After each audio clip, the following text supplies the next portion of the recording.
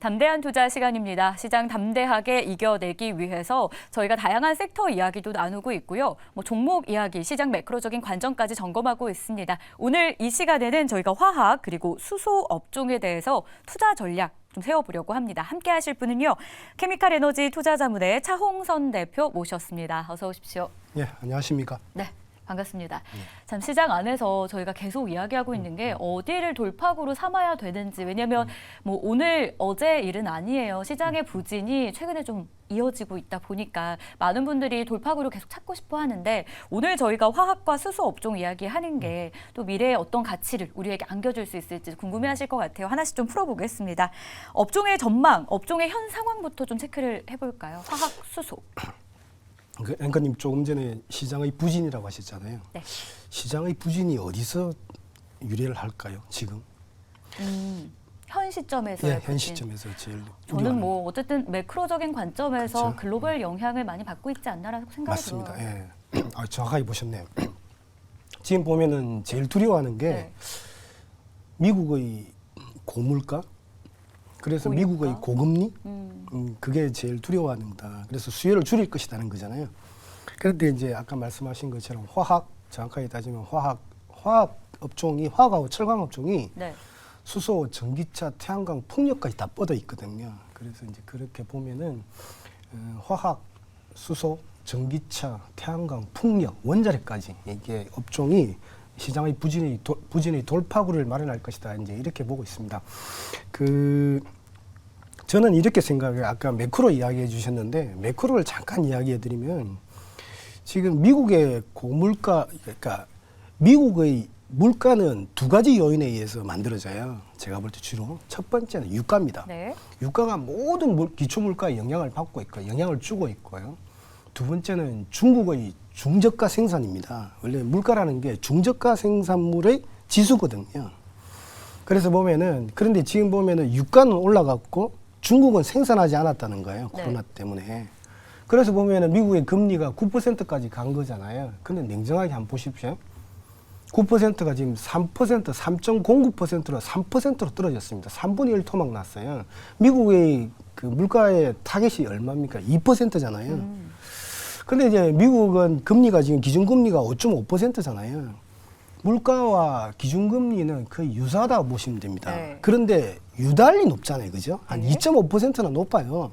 그러니까 물가를 좀 확실하게 잡기 위해서 미국은 고금리 상태를 유지하고 있기는 하나, 첫 번째는 요번에 요즘에 아시안 게임 막 하잖아요. 그렇죠.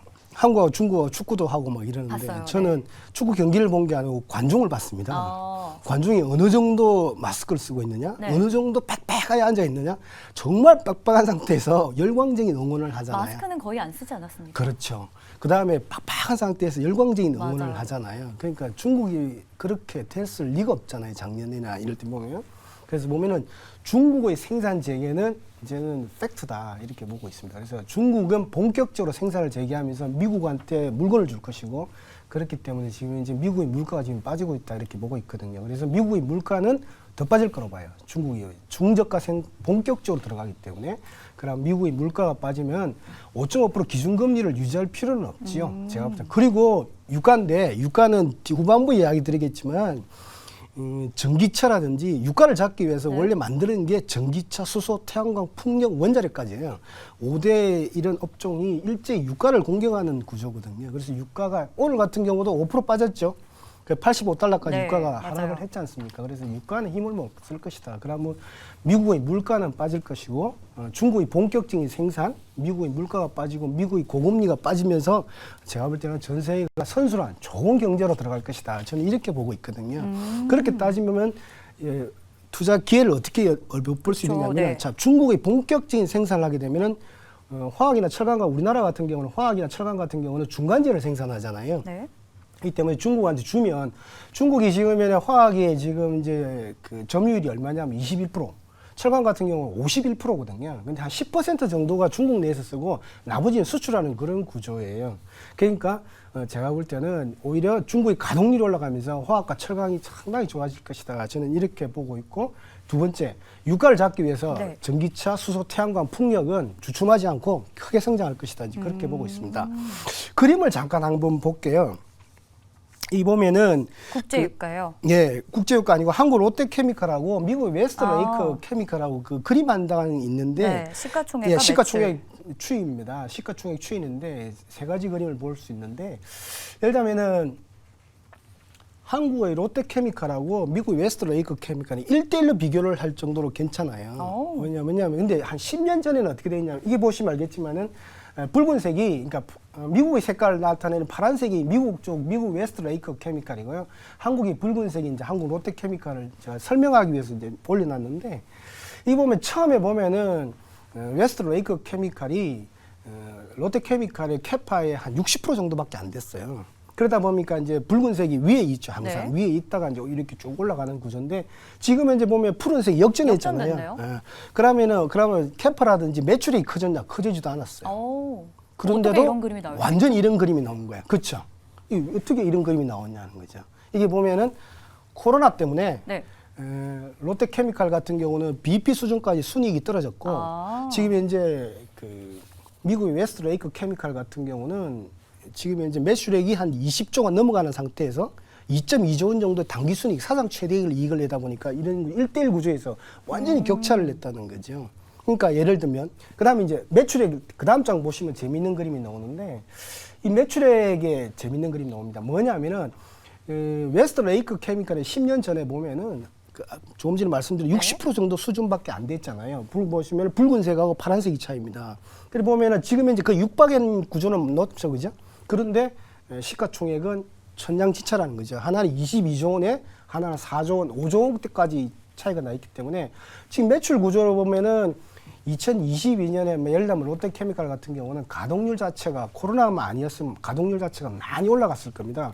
그러면은 그 다음 장에 보시면 이제 당기순이익이 이제 제가 볼 때는 급등을 했을 것 같은데 2017년, 18년 수준에 보면은 2조 원 이상, 2.5조 원 이상의 순이익이 나왔을 것 같은데 제가 볼 때 그게 안 되면서 오히려 미국 웨스트레이크 케미칼은 사상 최대의 이익을 냈고 그다음에 한국 롯데케미칼은 사상 최저의 이익을 낸 그런 구조. 그런데 지금 현재 캐파상으로 보면은 오히려 웨스트레이크 케미칼이 그 90% 정도 수준밖에 안 되거든요. 네. 그래서 제가 볼 때는 자 결론적으로 말씀드리면 화학업종 하나 이야기를 드릴 때 투자 기회가 있다. 중국이 본격적인 생산할 것이다. 네. 그래서 제가 볼 때는 코로나에서 이제 끝났기 때문에 아시안 게임을 보더라도 뭐 중국이든지 인도라든지 베트남이라든지 인도네시아라든지 이런 쪽이 되기 때문에 제가 볼 때 이머징이 생산하고 소비를 하면서 선순환 구조로 좋아질 것이다. 철강하고 화학 이렇게 보고 있습니다. 향후 전망, 화학과 수소 업종 자체가 큰 그림에서 분명 좋아질 것이다라고 이야기를 해주셨어요. 여기에 또 화학업종은 외부 환경의 영향도 중요한데 이 물가 얘기도 살짝 해주신 게 물가는 좀 하락할 것이다라고 이야기를 해주셨고 중국 경제 저희가 뭐 축구 이야기로 좀 쉽게 해석을 해봤는데 중국 경제도 본격적으로 활성화될 것이다라고 정리를 해봤습니다. 그러면 앞서서 살짝 힌트 주셨던 유가는 제가 좀 이따 이야기해드릴게요 했는데 유가에 대한 전망을 좀 어떻게 보세요? 화학업종의 원재료, 석유 가격이라고 봐도 되잖아요. 맞습니다. 그러니까 뭐 모든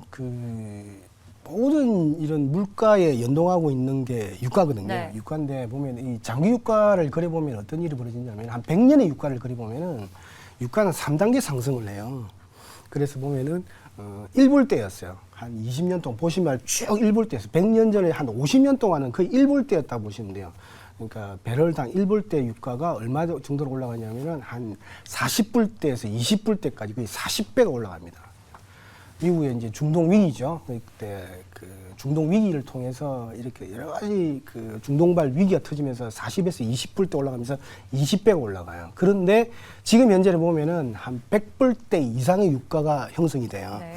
그래서 보면은 그런데 이제 깜짝 놀란 게 뭐냐면 이 유가를 가지고 환호하는 쪽은 누구냐면은 사우디, 그다음에 이란, 네. 그다음에 러시아예요. 그다음에 베네수엘라 이 축성들이거든요. 근데 이제 흔히들 보면은 석유는 과점이에요.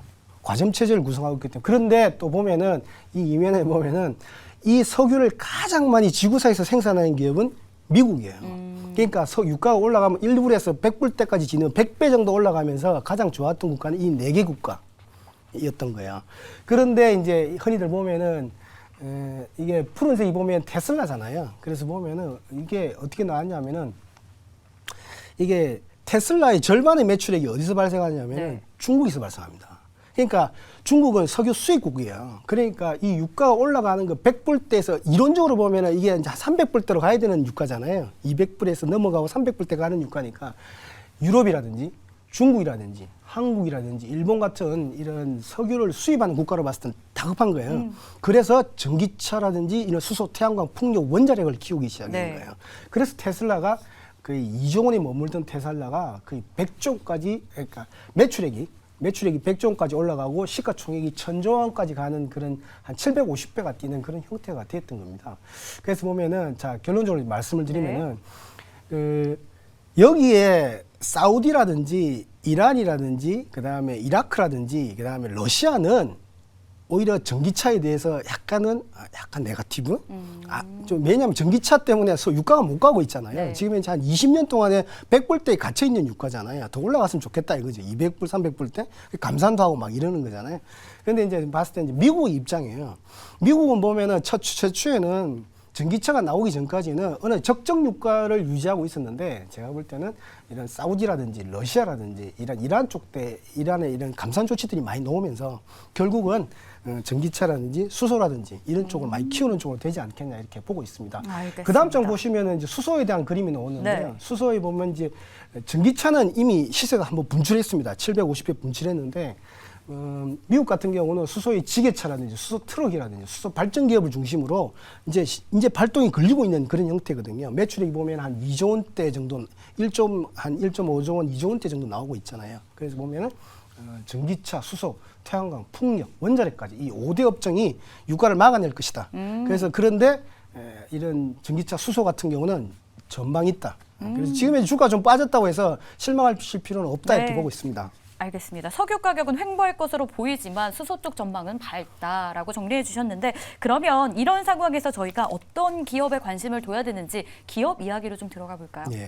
전 제가 볼 때는 저 시리즈물로 말씀을 드렸는데 저번 시간에 보면은 대한유화라든지 네. 이제 금호석유를 말씀드렸잖아요. 오늘 같은 경우는 그냥 롯데케미칼에 대해서 이야기를 말씀을 드렸는데 아까 말씀드린 대로 롯데케미칼은 웨스트레이크 케미칼 비해서 이게 100을 하면 60이 웨스트레이크였고 100이 롯데케미칼이었잖아요. 네. 근데 코로나 때문에 거의 90%까지 지금 이제 매출 구조가 따라붙은 거잖아요. 근데 이제 이게 코로나가 풀렸다 이 말입니다. 이제 중국 같은 경우가 지금 이제 생산을 본격적으로 재개하기 시작하기 때문에 제가 볼 때는 3분기, 4분기, 내년 1분기, 2분기 제가 볼 때는 상당히 이익들이 좋아질 것 같아요. 화학하고 철강 같은 경우. 그래서 제가 볼 때는 이런 기업들 위주로 하고 두 번째는 화학하고 철강 기업이 우리나라 같은 경우는 큰 전기를 맡고 있는 것 같아요. 뭐냐면은 화학하고 철강 기업 중에 전기차, 수소, 태양광, 풍력, 원자력까지 쭉 이 체인이 안 걸리는 기업이 없어요. 왜냐니까 이게 처음에 합성 기술이 발달하다 보니까 우리나라는 가합성, 가공 기술이 발달되다 보니 기초 기술이 있는 거예요. 그래서 제가 볼 때는 롯데케미칼 같은 경우도 뭐 동방하는 롯데에너지 머티리얼즈를 인수하고 그러잖아요. 그 다음에 4대 소주까지 다 들어가고 있고 LG화학 같은 경우도 뭐 LG 에너지 솔루션이라든지 이런 쪽 원래 보면 삼성 SDI가 원래 보면 제일모직을 통해서 지금 이제 전기차 소재 양극재까지 갔는데 그게 에코프로 위임이 됐잖아요. 그다음에 포스코 홀딩스 같은 경우는 포스코 퓨처엠을 키우듯이 제가 볼 때는 이렇게 혼합형 기업들 예를 들면 캐시카고도 튼튼하고 중국이 열리니까 두 번째는 수소라든지 전기차, 태양광, 풍력까지 갖고 있는 기업들 저는 유망히 좋게 보고 있습니다. 계속 금호석유, 대한유화 이야기해 주셨는데 오늘은 이 롯데케미칼에 대한 매력 좀 탄탄하다라는 게 가장 말씀하신 기본 베이스가 되지 않을까라는 생각이 드는데요. 그러면 롯데케미칼 좀 구체적으로 얘기 들어볼게요. 전기차 소재인 동박 사업을 하는 롯데에너지 머티리얼즈를 보유하고 있습니다. 수소 생산 계획을 가지고도 있는데 이 부분에 대해서 저희가 어떤 매력으로 봐야 되는지 이게 얼마나 큰 매력인지 이걸 좀 알고 싶거든요. 예. 첫 번째는 지금 현재 보면은 전기차 소재 쪽에 동박도 지금 현재 시가총액이 롯데에너지 머티리얼즈 주가를 보면은 좋지는 않아요. 네. 그죠? 그다음에 우리나라 양극재 기업들, 배터리 기업들도 좋지는 않죠. 네. 이 보면 저는 제가 볼 때는 테슬라 밸류에이션이 PSR이 10배였는데 결론적으로 말씀을 드리면 저는 제가 볼 때는 약간은 배터리라든지 양극재라든지 동박이라든지 음극재 같은 경우는 저는 저점을 잡았다 생각되거든요. 왜냐하면은 이게 우리나라 같은 경우는 조금 좀 전기차라든지 수소에 대해서 좀 필사적일 필요가 있어요. 뭐냐면은 이 중국 같은 경우 어느 정도 자금률이 중국 전기차 쪽에 올라오면서 좀 여유로워졌어요. 여유로워졌는데 한국 같은 경우는 이런 전기차 수소를 좀 많이 키울 필요가 있기 때문에 밸류에이션 자체를 그렇게 낮게 갈 이유는 네. 없다 이렇게 보거든요. 그래서 동박 같은 경우는 필수 재료이기 때문에 롯데에너지 머티리얼즈도 유심히 볼 필요가 있다 이렇게 보고 있습니다. 예. 알겠습니다.